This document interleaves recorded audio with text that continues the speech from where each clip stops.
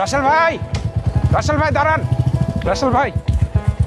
কিরে দুলাল, তুই এতদিন পর?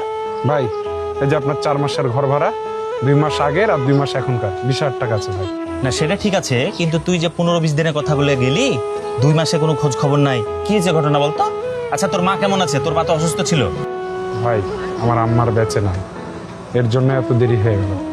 কি বলিস? তোর আম্মা মারা গেছে, তুই আমাদেরকে একটা কল করার প্রয়োজন মনে করলি না?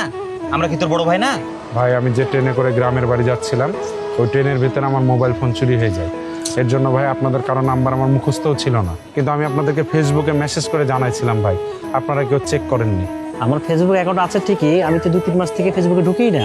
ব্যস্ততার কারণে তো আমারও ফেসবুকে ওভাবে ঢোকা হয় না রে। তাহলে আমার কি দোষ বলেন ভাই? আমি তো আপনাদেরকে জানাইছিলাম। যাই হোক ভাই, আপনার বাসায় যে কাপড় চুপড়গুলো আছে ওইটা আমি নিয়ে একবারে গ্রামে চলে যাবো, ওখানেই থাকবো ভাই। তোর রুমে কয় টাকারই বা জিনিসপাতি আছে? খুব জোর হলে 1000-1500 টাকা হবে, তাই বলে তুই এত টাকা ফেরত দিতে আসলি? ভাই আপনি আমার বড় ভাই হন, এর আগে আমি একটা ভুল করেছিলাম, আপনি আমাকে বুঝিয়েছিলেন। ভাই এবার যদি আমি একই ভুল করে আপনার টাকাটা না দিতাম, তাহলে আমার মতো কেউ এসে যদি আপনার কাছে ঘর ভাড়া চাইতো, আপনি ঘর ভাড়া দেওয়ার আগে 100 বার চিন্তা করতেন ভাই। আসলে তোকে যে আমি বুঝিয়েছি, আর এই বোঝানোর ফলে যে তোর ভিতরে পরিবর্তনটা এসছে না, এটাতে আমি খুব খুশি হয়েছি। আসলে এমনটাই হওয়া উচিত। তো যাই হোক, আজ দুপুরে কিন্তু একসাথে সবাই মিলে খাওয়া দাওয়া করবো, হ্যাঁ? তারপরে তুই বাসায় যাস, ঠিক আছে? ঠিক আছে ভাই। আচ্ছা।